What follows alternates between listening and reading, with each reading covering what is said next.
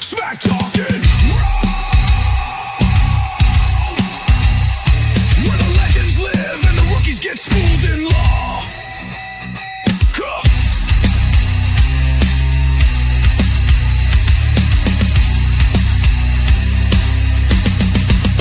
This ain't just talk. This is Smack Talking Raw. You ready, Pinky? Judge always Ron. Let's lay the smack down. Boom!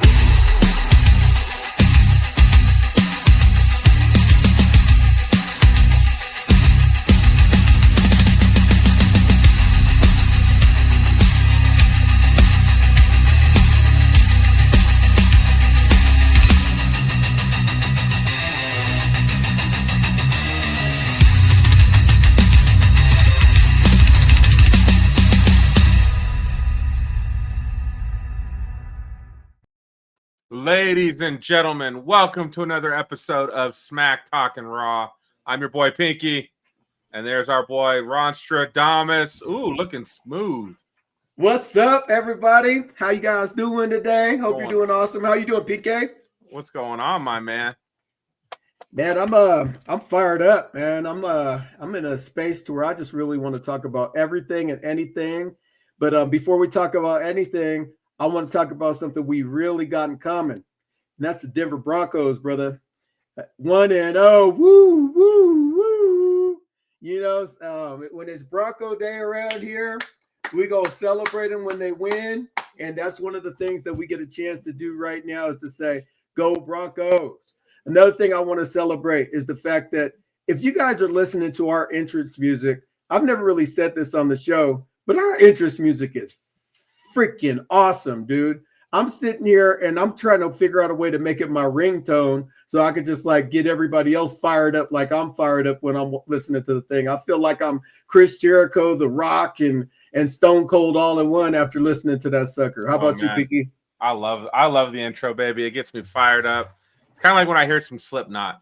If I could play that song in my car, I'd probably do a little bit of speeding. And I wouldn't even realize it. Just be like, oh yeah, let's go. So I'm with you, baby. I feel like I gotta wear the. I haven't worn the title in a while. I feel like tonight's the night. I gotta wear the title. I gotta be the champ tonight. Oh. Man, do it. You know, how's your week been, bro? Oh man. Well, Broncos. We've got some news on the Broncos. We'll talk about in a little bit that impacts wrestling. But I spent all day in a courtroom today because I had jury duty. And I thankfully did not get chosen.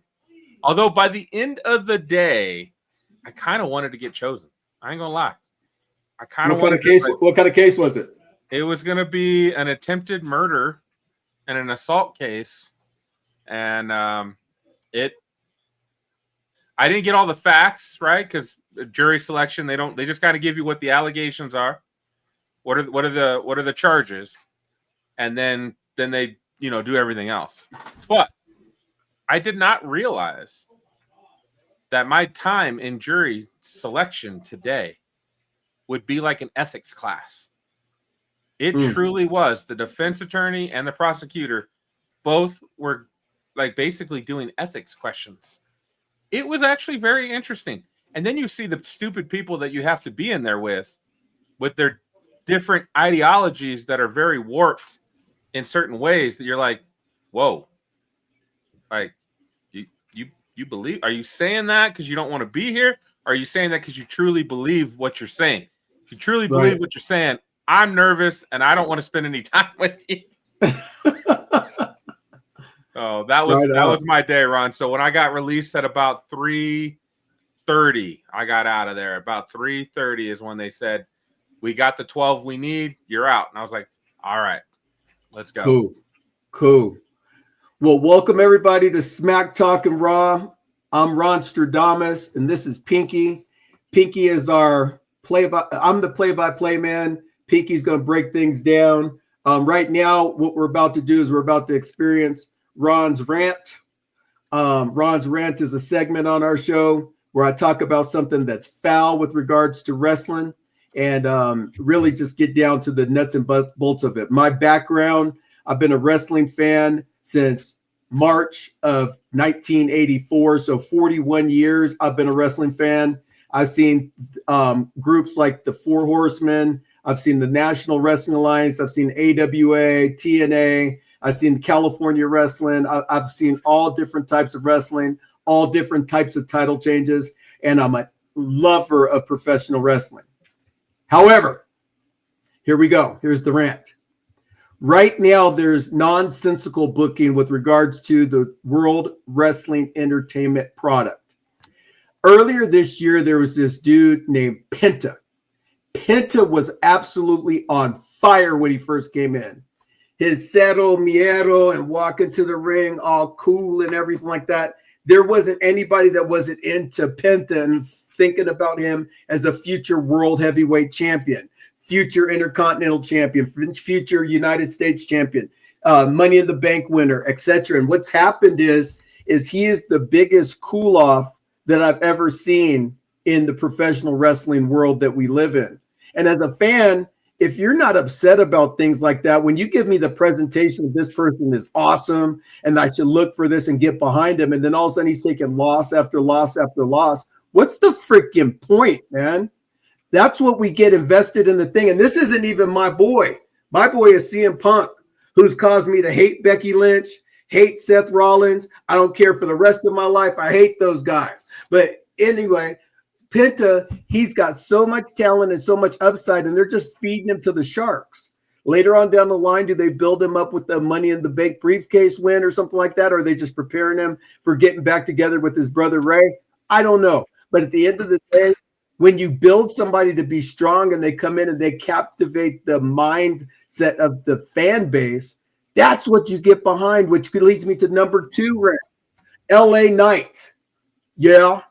You know, I'm not a big LA Knight fan per se, but that dude's got the fans eating out of his hands ever since he's come back to the World Wrestling Entertainment product. And the thing that's so disappointing is that just when you think he's about to break the glass ceiling, just like when you think you're going to get to that place, all of a sudden it's like Triple H comes out of retirement with a ghost outfit on and said, nope, you're not going through the ceiling. So Paul Levesque, once again, I'm going to have a conversation with you, and hopefully this somehow finds you so I can sit in your office and you tell me you need to shut up about the WWE product, Ron. I watch your show and blah. Well, shut up. That's what I would tell you. You got heart problems, and now you're going to have real bad heart problems because I ain't playing with you. You need to get the product back on point. Get it so that people love the product again. Find somebody that you can get behind, because the last thing of my rant is all of your superstars are over the age of 40 years old. Cody, John Cena, LA Knight, Roman Reigns, all these guys are 40 years and up, and there's nobody except for this guy named Braun Breaker that's available to come up in the future, except for those guys in NXT. So I really want to get into a space, Triple H, to where I care about the product. I watch it because I love wrestling, not because I love what's on TV right now. It sucks. I'm done.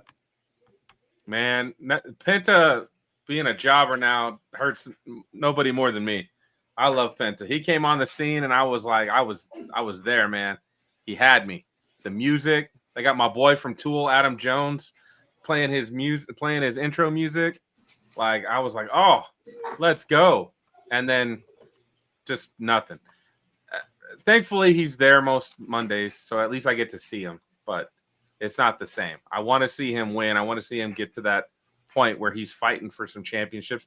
I don't know if he's ever a main event guy, but I do definitely know U.S. title. I probably could get up to the main event just based on his popularity and how much people really enjoy him. But again, he's 40 as well. Like, he doesn't. The timeline, the timeline. We just don't have that long a timeline with these guys. We are, AJ Styles is already talking about, he had a thing on Instagram, put an hourglass, and it had the AJ Phenomenal logo going down the hourglass. So time's running out for some of these guys, and we need to make sure we get them where they need to be. All right. Well, I appreciate that rant, Ron, because I would agree with you on a lot of that. But I think for the most part, this is going to be a positivity show tonight. I'm going to get you smiling. All right.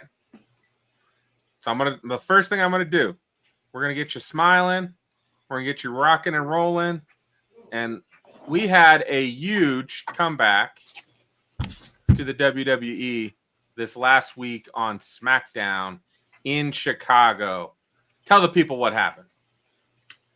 This girl named AJ Lee decided that she finally, for the first time in over a decade, wanted to participate in a World Wrestling Entertainment ring. And the last time that she was there, she and CM Punk were not married.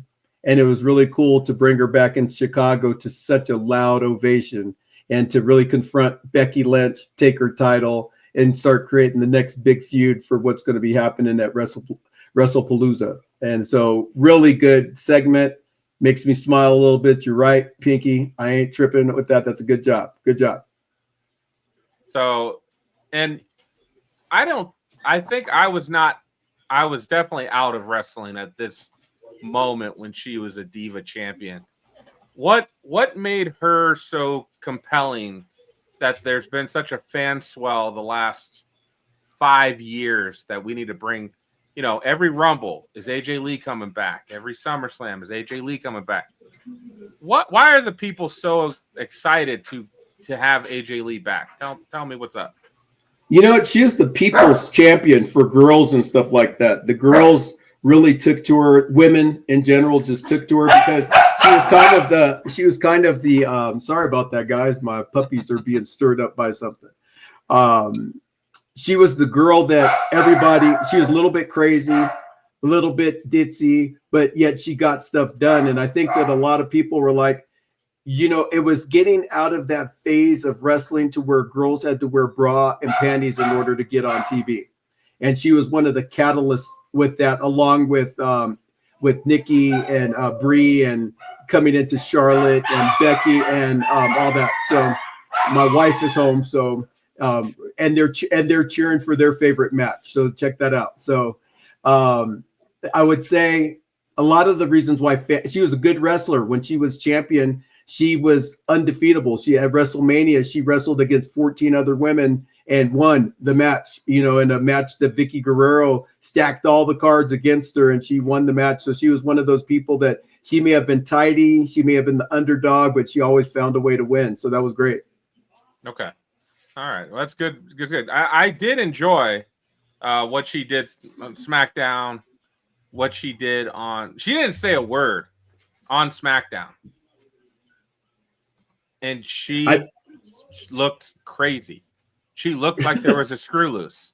And I was like, I am interested.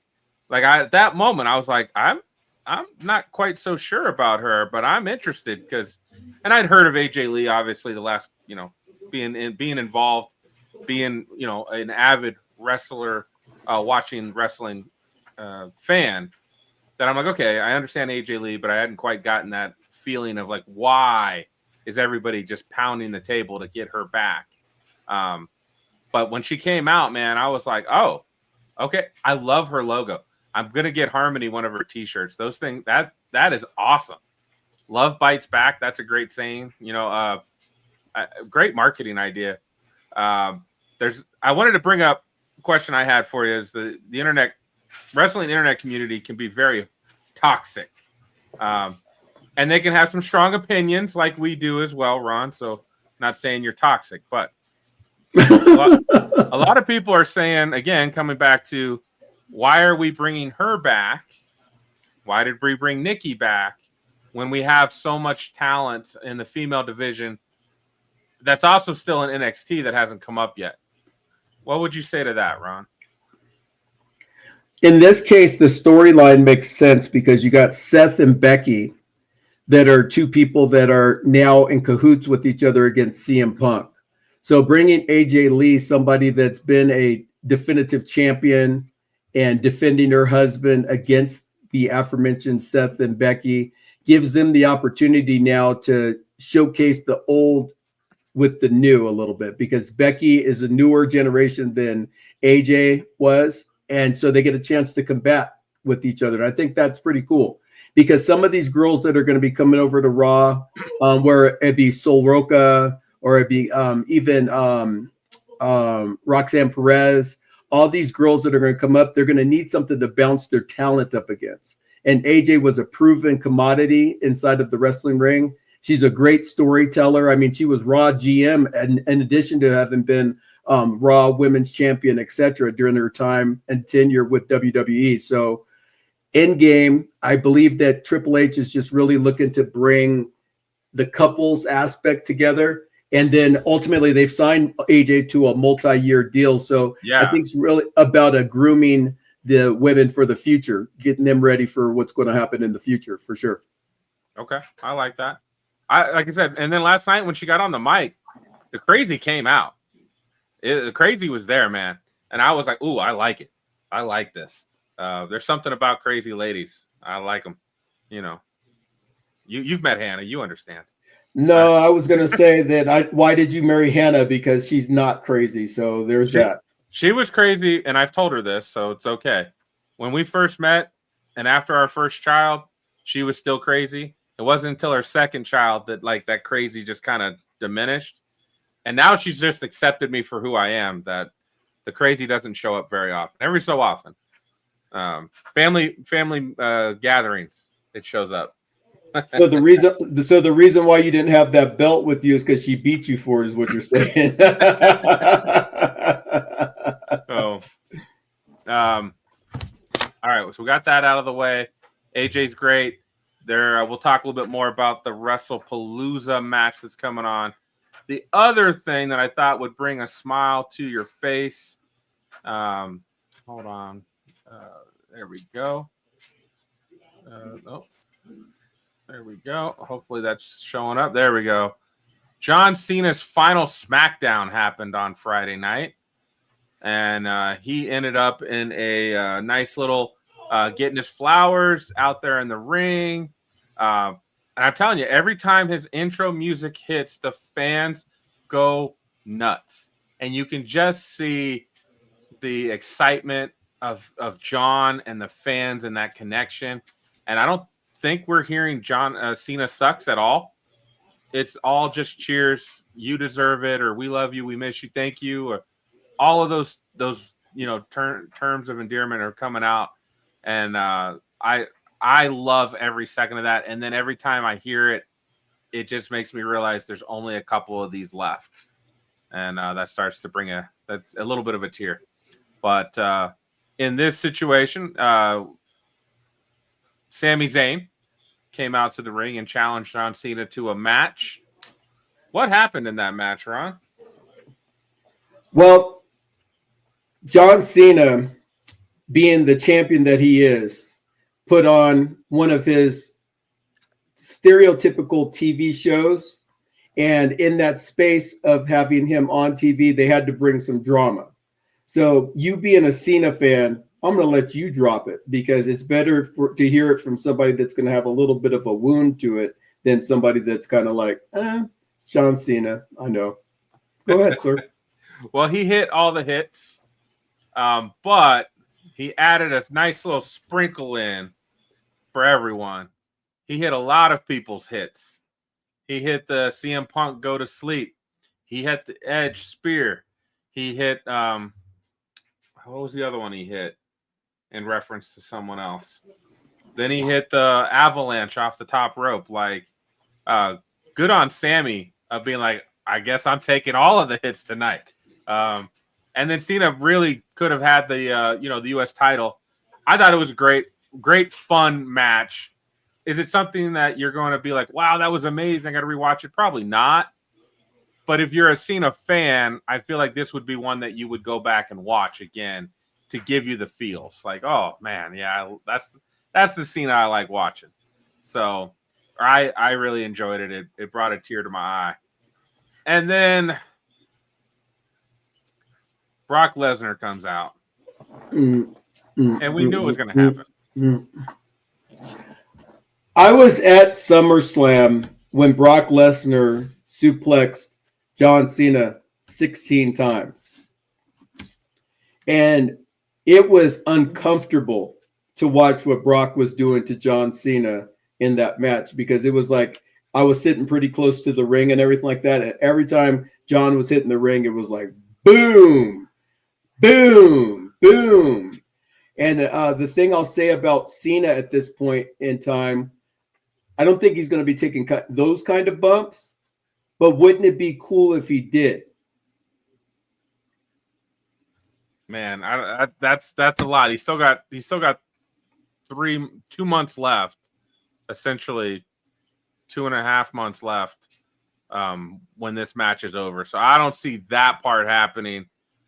But and we'll talk about that here in a little bit. I've got an issue with Brock Lesnar's comeback so far, and maybe this will change next week because he's on this week's Smackdown. He hasn't said anything. Right. That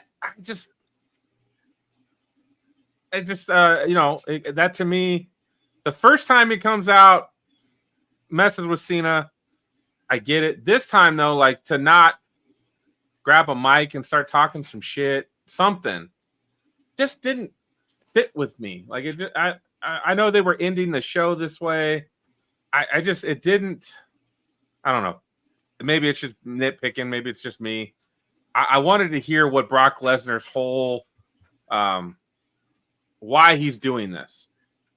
Why is he attacking John Cena? Why has he come back after a 2-year layoff just for John Cena? Like, what's going on? I know they've got a match that's whatever, but that's kind of part of that lead up for me. Like, this match has been thrown together, but we haven't heard from either guy. Really. So, besides the past history and Lesnar coming and messing them up, where's the build, right? I've been saying this to you, Pinky, for months, bro. That's the problem. We complained when Vince was in charge, right? And he had some real bad, nonsensical stuff going. Like one day you're wearing bras and panties in your Mark Henry, and the next week then you're fighting for the world heavyweight title. You know what I'm saying? It's just like real weird stuff happening, but it's directionless. Right now, Brock Lesnar's coming back because they're going to ESPN. So they want to make it more credible to have Brock Lesnar back in the fold because he's a name that a lot of people on ESPN can identify with. So that's the sole purpose and reason why they're in a situation to where they are bringing him back. More athleticism, more name brand people on the product is my opinion right now. Yeah, I mean, we're going to have besides Roman and Cody, we're going to have pretty much all the headliners on this Wrestlepalooza. Again, I wish I had more of an idea of what Brock's motivation is, right? When we're kind of thinking about villains, right? I kind of want to know what's the villain's motivation? Why is he doing what he's doing? Why has he got this issue with John Cena, right? I want that.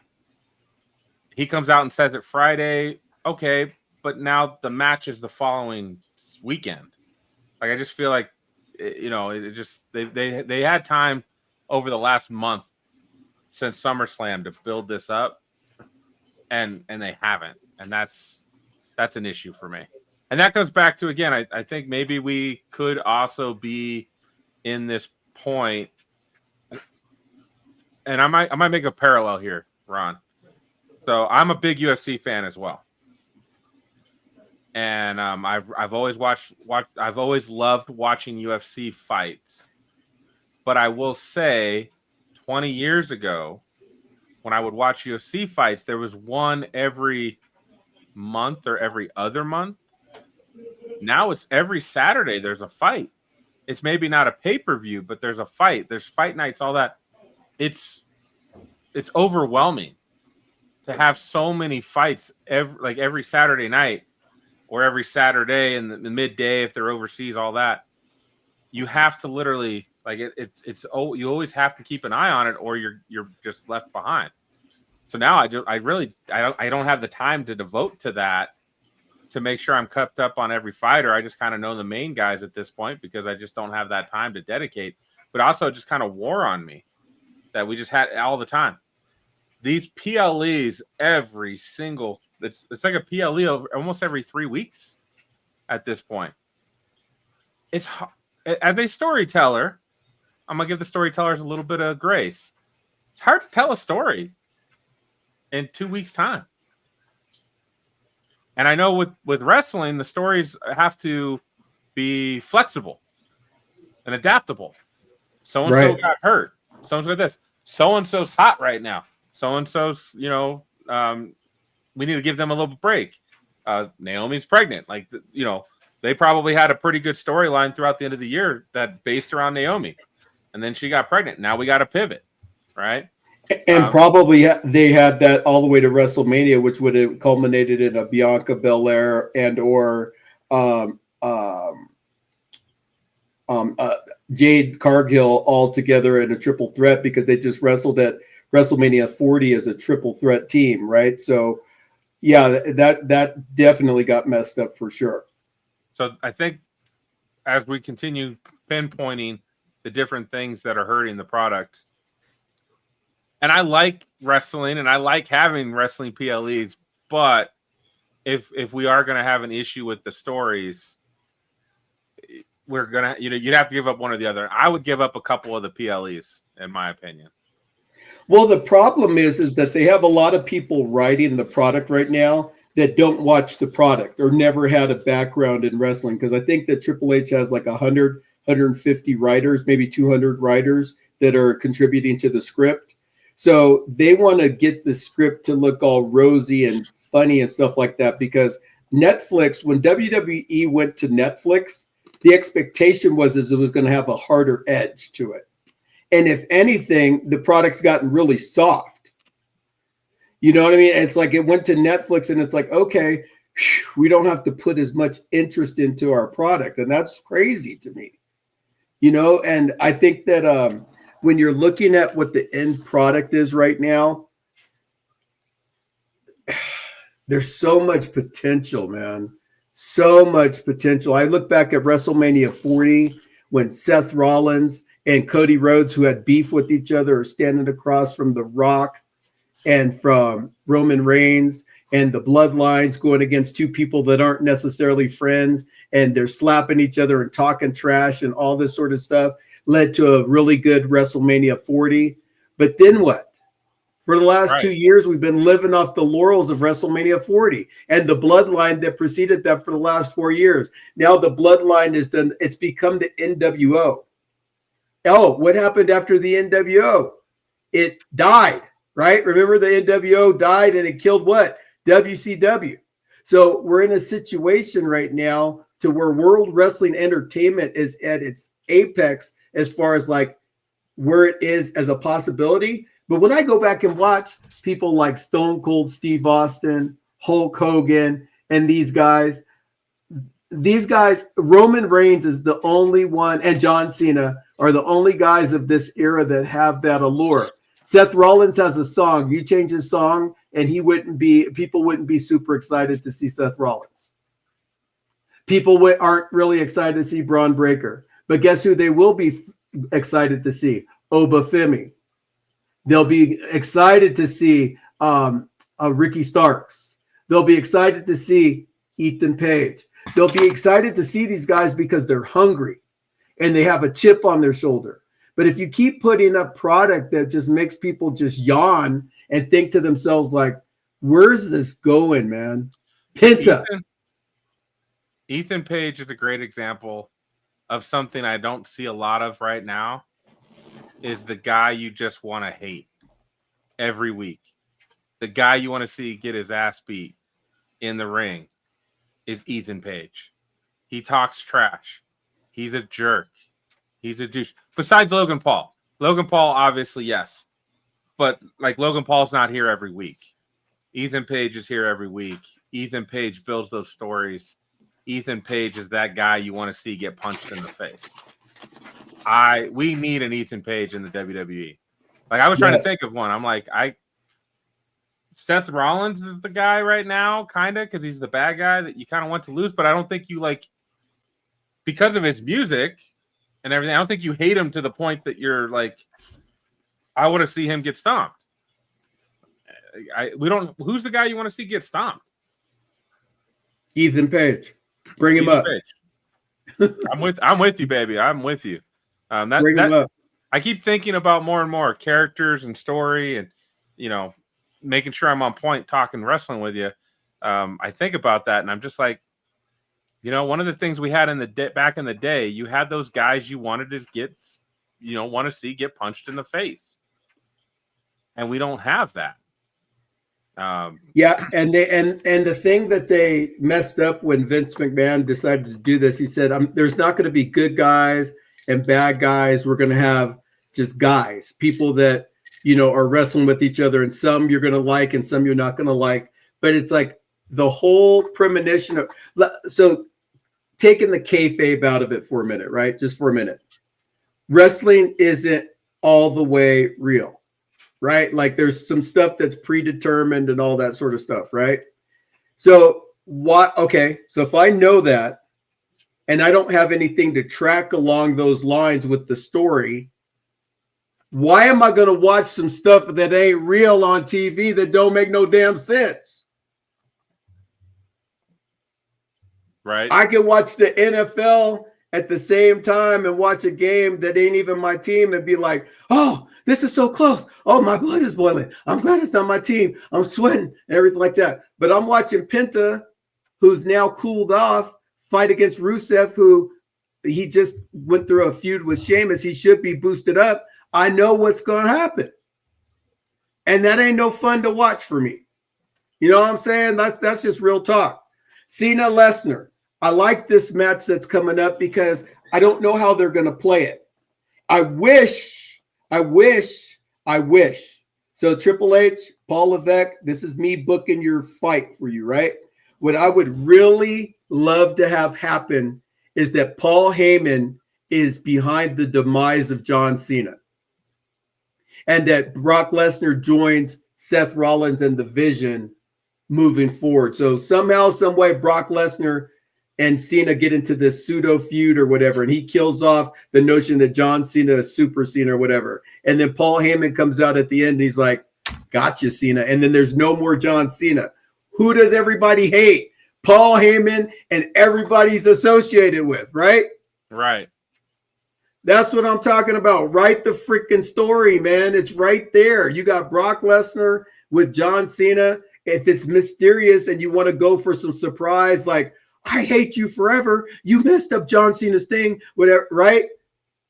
Maybe John will come back. No, John said he's retiring, and he does, right? So then John is a man of his word. He is retiring. December 13th in Washington, D.C., Saturday Night Main Event will be his last match. Period. That would be great. To have that would be great. I don't see that happening at this point. I think we're still going to get, Cena. This match, though, I feel like Cena needs to win and maybe get some retribution for those 16 suplexes, Suplex City, bitch. He needs to get retribution for that, right? But then I'm also thinking on the back end, well, Lesnar's still gonna be here after Cena retires. Maybe not for too long, but after this match, Lesnar will probably still be here. Where does he go if he gets just dominated by John Cena? Right? Then the allure of the Beast is not there, right? I do think Super Cena needs to overcome a bash, a thrashing by Lesnar, kind of like Gunther and CM Punk, right? Gunther was whooping that ass for 30 minutes. And he messed up. CM Punk took advantage and got that win and the title for those 5 minutes. It was a good 5 minutes for you. And then that's usually what it is anyway, 5 minutes. So it's all cool. So I feel like we're going to have that issue moving forward if Cena doesn't win this match. I think he's got to win this match. We'll talk more about it, break it down, but this is one of the official matches on the card. We've got 4 so far, so I just wanted to get some quick hitters from you. The next one, and I don't know if Stephanie's hurt.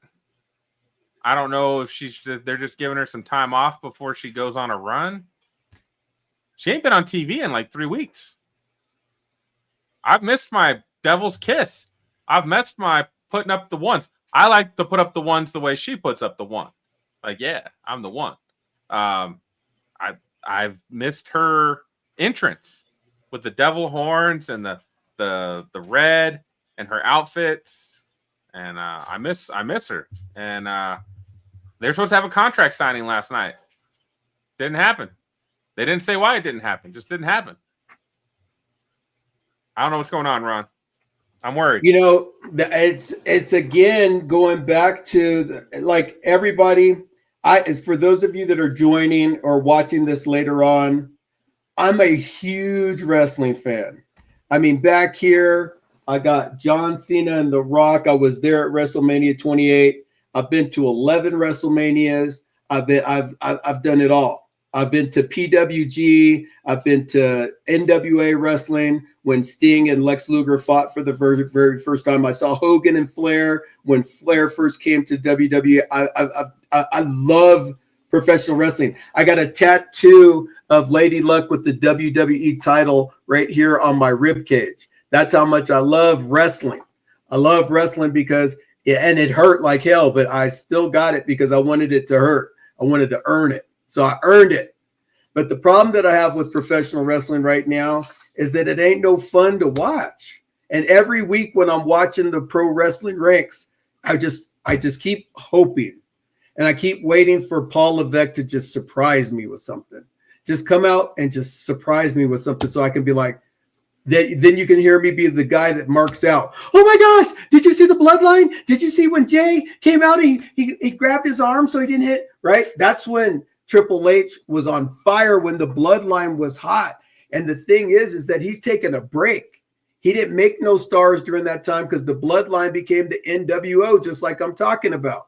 And now they've splintered off into all these different nonsensical groups, right? So what happens is that in the product, you have Stephanie Vaquer. She's the toughest, baddest woman wrestler. And before you did, I did. So just remember that. So I was the one that brought it to your attention, and you just got on the bandwagon. So when it comes to that one is, I understand that 1,000,000%.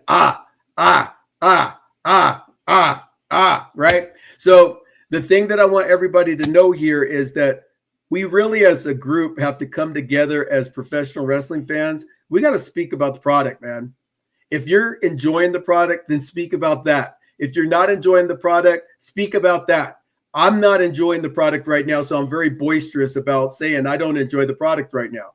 Triple H, Paul Levesque, he could say all day long, wait and see, I have a plan and everything like that. Well, when you're charging $1,000, $1,500, $40,000, $100,000 to get into a product that used to cost $100 to sit ringside, and I remember when it used to cost $100 to sit ringside, I was like, damn, that's a lot of money, right? I should have done it because I could have got in there. $100,000 to sit ringside, and you get a ringside entrance. One of these days, I look forward to being able to have that problem. Right now, I don't got that problem, but the green shirt guy does. So good luck to him for all the great things that he's doing both inside and outside of the ring.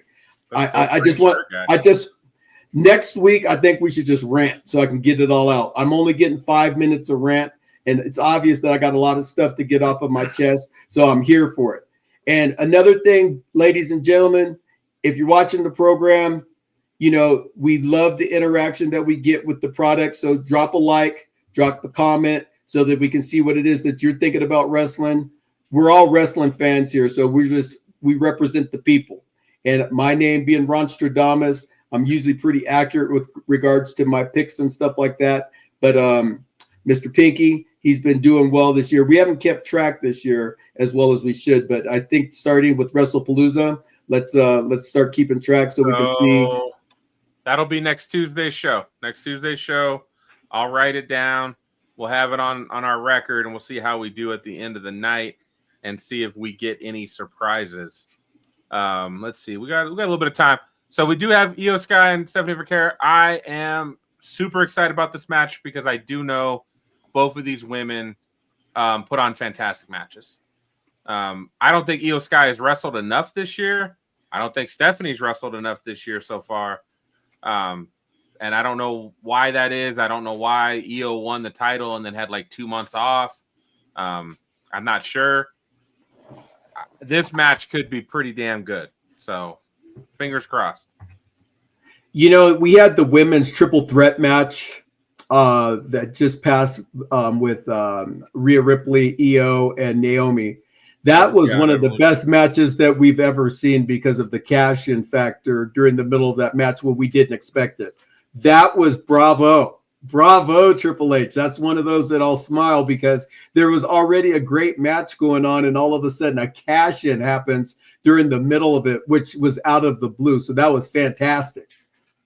That was one of the better written ideas of the year. That was better. That was one of the better ideas of the year. That was a great opportunity to pull that out. So looking forward to that. What else do we got here? This one I'm not so sure about. I don't know, Ron. I don't know about this one. I think the Bronze got to whoop that ass. They got to whoop that ass, right? We talked about that last week. They can't be taking L's, like it just takes away from you got this new faction called the Vision. And what's happening is these guys are not really impressive as far as their win-loss record. They should be dominating each and every time they go out. That's the bottom line. I'm going to tell you, man, the more and more I cannot get behind Braun Breaker. I just can't do it. I enjoy his in-ring, his athleticism, his work in the ring. It's fantastic. Dude gets on the mic, and I'm out. Like I don't like his character either. The dog, looks like he's having a seizure. I can't get behind it, man. I just can't. I know. Did one of the Steiner brothers do that where they did a bark or they had like the headgear on, right? Yeah, Rick Steiner. That's Braun Breaker's dad. Yeah, did he do the barking? Is that kind of where that's from? Yeah, that's exactly where it's from. It's been passed down from generation to generation. So at the end of the day, I disagree with you with regards to Braun. I think that he's playing the perfect role right now because he's not the mouthpiece of the Vision. Seth Rollins is. Paul Heyman is. I think there's going to become a time where Braun Breaker either A, leaves the Vision and comes babyface again to where he'll have to talk on his own and everything like that, or B, they'll kick Seth Rollins out just like the Judgment Day, and then Braun Breaker will create his own group, and he will be the mouthpiece of it. He's a great speaker. He's just playing his role right now. I know I'm on an island because I know a lot of people who love Braun Breaker. I can't get behind seeing him as the future of the company. I just can't do it. I'm just like, there's nothing to this guy besides what he can do in the ring. Like Logan Paul's my future versus Braun Breaker, but Logan Paul's got it all in my opinion. Yeah, Braun Breaker, I don't believe his character. Like on the mic, he's awful. Back in the day, if he was on his own right now, trying to cut a promo on Cena, Cena would eat him alive. CM Punk would eat him alive. Like, I just don't get him. But I do like Bronson Reed, though. I do like my tribal thief. Let's go. Let's go. I'm flipped on those guys because Braun Breaker, he's got all the in-ring skill, and Bronson Reed has the tsunami. But the story of him joining the Vision and pairing up with Seth Rollins, who he tried to kill months before, it just doesn't make any sense to me. I don't care how they try to spin that. He was trying to kill Seth Rollins with the tsunami. He hit him 4 or 5 times with the tsunami. Six. And then he came back to the wrestling business, and all of a sudden he's like, I'm with Seth Rollins. What? It just doesn't make sense, so I can't get behind it, man. I still like Bronson. Man, when I was actually playing with Bronson Reed today in the game because I've got his card and I can level up his card by playing with him. So I was trying to play with him. I got so excited when I hit. I was wrestling Jey Uso, and I finally figured out get on that top rope, and then his super is the tsunami. Oh boy, when I hit that tsunami, I was like, tsunami! Got all excited. Wife was like, "Are you okay? What are you doing?" Just having some fun, honey. Just having some fun. For those of you joining us today, we're not a video game critique, but when when Pinky's going off talking about WWE 2K, he will go off on it. So good job, Pinky. I will. I love it. And then we've got the other match that's been made official. We've only got 4 made official so far. And now we talked a little bit about this one just based on AJ Lee coming back and Monday Night Raw last night. Seth Rollins and Becky Lynch, the power couple, versus, I don't know what we call CM Punk and AJ Lee. The Outcasts? The marrieds.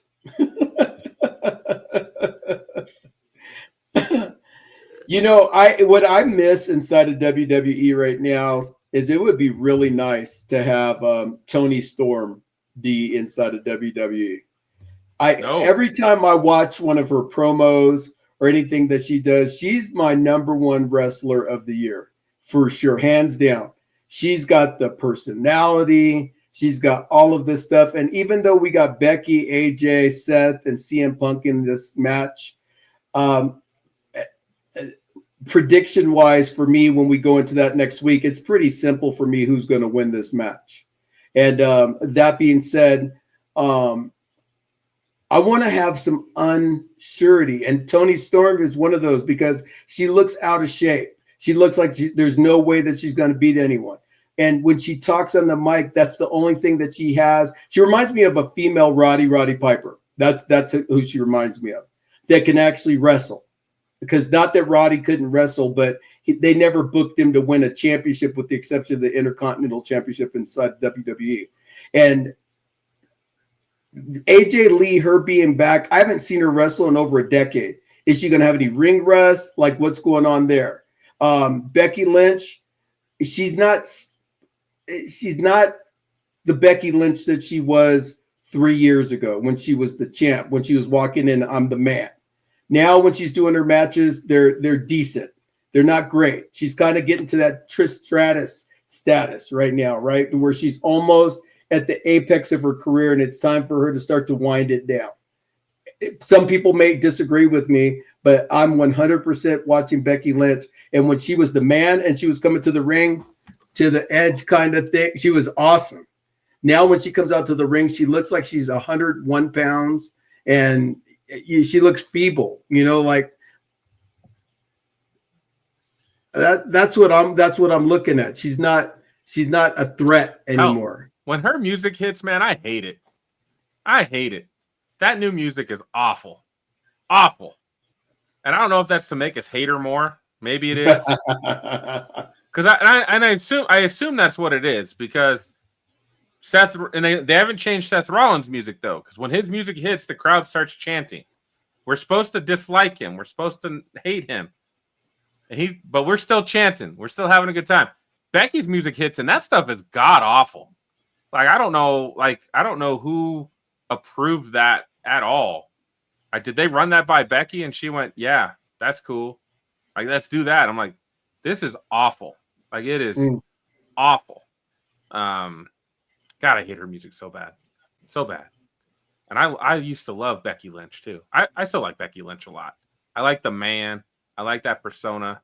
I do love what she's doing right now with the whole, like, I'm the greatest female wrestler of all time. Lots of people say it. Sports Illustrated says it. Like, every time I hear that line, I just start laughing. I'm like, that line is such shit.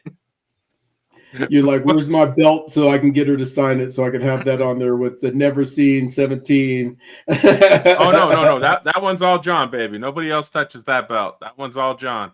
I got to get the Cena side plates too. But I might copy my buddy Jason that I met at the Cena signing and do a steel chair. Have wrestler sign a steel chair. I think that was clean.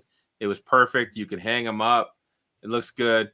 I I would have too many belts because I would have each individual wrestler sign a belt for me. I wouldn't want 10 wrestlers to sign a belt. I'm kind of weird that way. When I first started collecting belts, it was my intention because I was going to stay single forever, and I was going to have wrestling belts decorate my living room so everybody could come in and have a story about each one of the belts. But when you get married and it's like your wife doesn't really like professional wrestling, you get this little corner over here out of respect, right? This is my thing. I'm not trying to impose it on you, but let me do my thing. So my wife was happy to get these helmets out of different areas of the house. She was happy to put a nice place for my belt. All right, Ron, we got a little bit of time left, and we will talk more and more about Wrestlepalooza. But next week, there's something happening this weekend that I'm pretty pumped up about. Do you know what I'm talking about? Well, you're the one with the story, so I'm going to let you drop it. Well, besides Canelo and Crawford, I'm pretty pumped up about that. I think that's a hell of a fight. We don't get that very much in boxing where two stars, and I think Canelo might be a little on that edge of outside his prime, but we don't get the two like best pound per pound fighters fighting each other. Like that just doesn't happen. Somehow throughout time, promoters don't put that together. Like this is a super fight. I'm excited. It's on Netflix, so check it out. But Worlds Collide. A surprise Worlds Collide is happening Saturday in Vegas. This is round 2. I'm going to say, I think WWE has done a pretty good job showcasing the AAA talent by bringing WWE talent in to work with. And maybe that's downplaying some of the AAA talent because you're not seeing all of AAA against AAA. You're seeing AAA versus WWE. On the side, though, it gives some of our WWE characters time to go play in a different sandbox for a little bit. And that's cool because, again, we have so many people in the sandbox, it's tough to come up with stories that fits everybody, which can be a struggle. So we've got some really good matches. I think all of these have a WWE. I don't even know how to say it. I think you said it before. Nino Hamburguesa. Yeah, hamburguesa. La Parca, Mascarita Sagrada, and Octagon Jr. versus the Latino World Order. Those are all WWE guys that just haven't been around for a little while. That's an 8-man tag match. Okay, that should be fun. El Hijo de Dr. Wagner Jr. versus Dragon Lee versus Ethan Page versus JD McDonough. Let's go. Let's go. The last Ethan Page match that was at Worlds, the first Worlds Collide that happened earlier this year was fire. That was a great match. So this should be really good. It is for the AAA Latin American Championship. Then we've got Judgment Day, Finn Balor and Roxanne Perez with Raquel Rodriguez. She'll be probably ringside versus Lola Vice and Mr. Iguana. Yeah, it's going to be an incredible match. That's going to be an incredible match. You know who else I unlocked this last week in WWE 2K25? Lola Vice. Lola Vice. And she does the hips too. It's awesome. She does a little hip shake. It's awesome. Lola Vice is hot right now. She's hot right now. She's I believe she's the number 1 contender for the belts to take it from JC Jane. So that should be fun. Mr. Iguana is great too. Like anything he does with his little iguana. I know it's a gimmick, but I love it. I love it. The both AAA events that happened this year are some of my favorite events of the year. So that's why I'm hyping this up.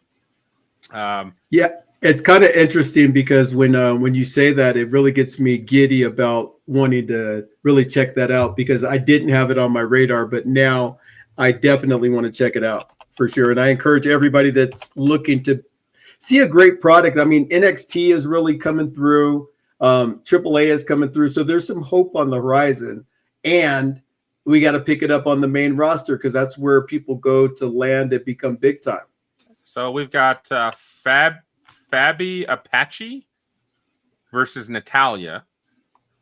And this is a number 1 contender match for the AAA Women's Championship. Kind of interesting that they're giving Natalia time over there. I think they're giving her time to perfect her Natty character. Because Natty came out in the last Triple Mania. Natty came out at that, where she just went crazy and started beating the hell out of people. Right. We might see that again. I'm actually excited to see that. This next match, actually, I did not have this on my radar at all. Pagano and Psycho Clown versus the New Day. Ooh. And it's a tag team championship match.